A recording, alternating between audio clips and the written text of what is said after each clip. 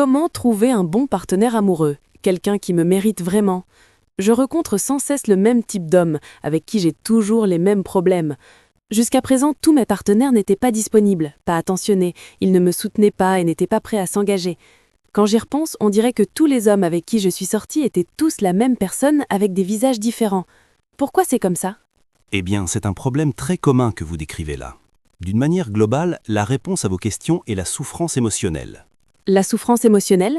Que voulez-vous dire? Eh bien, si vous ne vous êtes pas occupé de la souffrance que vos relations passées ont suscitée, ou même dans certains cas de la souffrance qui est née lors de vos interactions avec vos parents, cette souffrance est restée piégée en vous. Elle influence vos pensées, vos actions et vos décisions, vos préférences et vos aversions, sans que vous vous en rendiez compte. Elle vous conduit à rechercher des circonstances qui vous permettront de la revivre. Par exemple, si vous avez en vous le sentiment de ne pas être assez bien, vous allez vous diriger vers un homme qui a le potentiel de vous faire vous sentir ainsi. Vraiment? Pourquoi? D'un point de vue vibratoire, la souffrance attire la souffrance de même nature. Nous aimons ce qui est familier, même quand cela est douloureux. La seconde raison est un peu plus spirituelle. Nous sommes programmés à un niveau profond pour rechercher ou manifester dans notre vie les conditions qui vont nous permettre de résoudre nos blocages, guérir de nos blessures et grandir.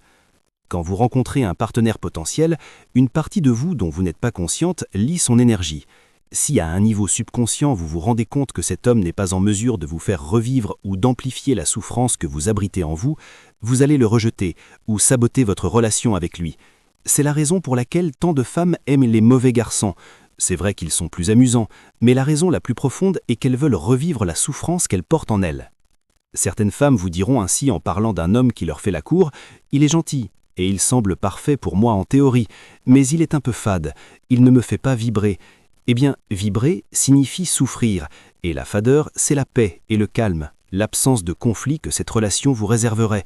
Vous n'en voulez pas, parce que vous souffrez sans le savoir, et que vous voulez souffrir davantage et avoir une opportunité de guérir. Si vous voulez mettre un terme à ce cycle de mauvaises relations, vous devez d'abord vous libérer de la souffrance que vous abritez en vous. Si vous voulez que votre vie amoureuse change, vous devez changer d'abord.